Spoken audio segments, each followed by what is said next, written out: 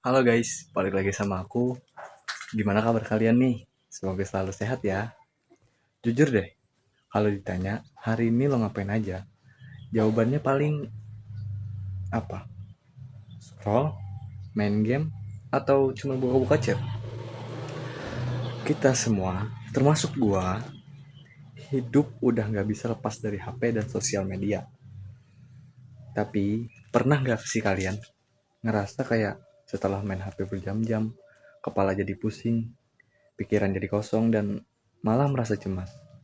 Nah, hari ini kita bakal bahas topik yang super penting, yaitu etika bermedia sosial. Bukan cuma soal jangan nyinyir atau jangan bully, tapi juga soal gimana cara kita menggunakan media sosial dengan cerdas, sehat, dan gak bikin otak busuk karena kebanyakan main HP. Penasaran kan? Yuk, langsung aja kita bahas. Pertama-tama, kita harus sadar kita hidup di era digital. Instagram, TikTok, WhatsApp, game, VPN, semuanya ada di genggaman tangan. Ini kayak pisau bermata dua guys. Bisa bikin kita terhubung sama dunia, tapi juga bisa bikin kita terisolasi. Coba perhatiin, ada poin-poin, ada beberapa poin bersosial media. Ini menunjukkan betapa luasnya aktivitas kita di dunia maya, mulai dari hiburan, komunikasi, sampai bisnis. Tapi pertanyaannya, seberapa sehatkah hubungan kita sama HP ini? Apakah kita yang menguasai HP atau HP yang menguasai kita? Nah, ini poin yang paling gue suka atau paling gue khawatirin juga sih. Eh, Bahaya melihat HP terlalu lama, brain rot atau kerusakan otak. Brain rot itu istilah yang lagi ngetren deh, tapi maknanya dalam bang. Bayangin, otak kita itu kayak otot. Kalau dilatih, dia jadi kuat. Tapi kalau cuman dipakai buat nonton video pendek yang nggak ada isinya atau main game tanpa henti, lama-lama kemampuan kita buat berpikir kritis, fokus, dan memecahkan masalah itu menurun. Gimana rasanya?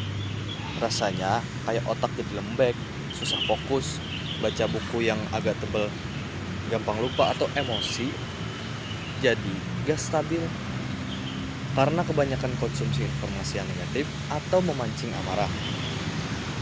Ini bahaya banget guys. Bukan cuma buat kesehatan mental, tetapi juga buat masa depan kita. Kita jadi malas berpikir, malas bereaksi, dan cuman jadi penonton pasif di hidup orang lain. Terus apa solusi biar gak brain rot? Di sini aku bakal jelasin dalil tentang tabayun dan tafakur. Buat yang belum tahu, tabayun itu artinya memastikan kebenaran informasi sebelum kita percaya atau menyebarkan di zaman hoax dan berita bohong begini. Tabayun itu senjata utama kita. Jangan langsung gaspol, share berita kalau belum dicek faktanya. Terus ada takafur, yaitu merenung dan berhenti sejenak dari hiruk-pikuk notifikasi dan mikir, apa sih gunanya konten yang gue tonton ini? Apa nambah ilmu atau cuman buang-buang waktu? Tafakur bikin kita sadar kita punya kendali atas apa yang masuk ke otak kita. Jadi etika bersosial media juga termasuk etika dalam mengonsumsi informasi. Pilihlah yang berkualitas, yang bikin kita berkembang, bukan cuma bikin kita makin bodoh atau makin stres. Nah, jadi ngomong-ngomong soal hadis dan dalil, kali ini aku akan uh, menyampaikan satu atau dua, satu hadis, satu dalil untuk tabayun dan tafakur. Untuk tabayun, sini aku akan bacakan beserta artinya. Hadis yang pertama akan aku bacakan surah Hujarat ayat 6 yang berbunyi, Ya ayyuhallazina amanu in ja'akum fasiqun binaba'in fatabayyanu an tasibuhu qauman bijahalat in fatusibuhu ala ma fa'altum nadimin. Artinya, wahai orang-orang yang beriman, jika seseorang yang fasik datang kepadamu membawa suatu berita, maka telitilah kebenarannya agar kamu tidak mencelakakan suatu kaum karena kebodohan atau kecerobohan yang akhirnya kamu menyesal atas perbuatan itu. Hadis dari Abu Hurairah radhiyallahu anhu, beliau mengatakan, Kafa bil mar'i kaziban ayyuhadithu bikuli ma sami'a. Artinya, cukuplah seseorang dianggap berbohong apabila dia menciptakan semua yang ia dengar. Selanjutnya, ada hadis untuk tafakur. Tafakur juga memiliki hadis. Hadisnya dari Quran Surah Al-Imran ayat 191 yang berbunyi, Allazina yadkhuruna Allahi qayiman wa qu'udan wa ala junubihim yatafakkarun fi khalqi as-samawati wal ardi rabbana ma khalaqta hadza batilan subhanaka faqina adzabannar. Nah, arti dari surah itu adalah yaitu orang-orang yang mengingat Allah sambil berdiri atau berduduk atau dalam keadaan berbaring, dan mereka memikirkan tentang pencipta langit dan bumi seraya berkata, Ya Tuhan kami, tiadalah Engkau menciptakan ini dengan sia-sia. Maha suci Engkau, maka peliharalah kami dari siksa api neraka. Ada juga dari hadis Amirul Mukminin Ali bin Abi Thalib. Beliau berkata,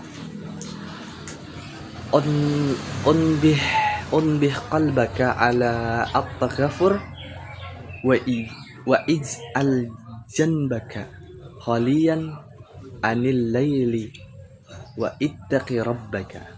Artinya, bangunkanlah hatimu untuk merenung dan jauhkanlah dirimu dari kesibukan malam yang tidak bermanfaat, dan jagalah takwamu kepada Tuhanmu. Nah, itu tadi dalil-dalilnya. Jadi, terakhir ada poin unik di situ. Asumsi Asgar menggunakan bacai yang sehat. Mungkin maksudnya bacotan atau informasi yang sehat. Intinya, kita harus selektif. Sama kayak kita mau makan. Kita nggak mau kan makan makanan yang busuk. Nah, sama informasi juga gitu. Kita harus makan informasi yang sehat, yang bergizi, yang bikin pikiran kita jernih. Unfollow deh cepetan akun-akun yang bikin kalian insecure. Unfollow akun-akun yang isinya cuma drama atau kebencian, dan follow akun-akun yang inspiratif, edukatif, yang bikin kita semangat. Nah, jadi kesimpulannya adalah sosial media itu alat, tergantung kita yang makin. Bisa jadi sarana positif, bisa juga jadi racun buat otak kita. Jadi mulai hari ini aku mau ngajak kalian buat jadi pengguna yang lebih baik, lebih bijak. Dan ya itulah, kurangi waktu main HP kalian kalau sudah berlebihan. Pilih konten yang berkualitas. Dan satu, jangan lupa tabayun dan tafakur. Gimana menurut kalian? Pernah ngerasain efek brain rot? Coba komen di bawah. Jangan lupa like, comment, dan subscribe kalau video ini bermanfaat. Sampai jumpa di video selanjutnya.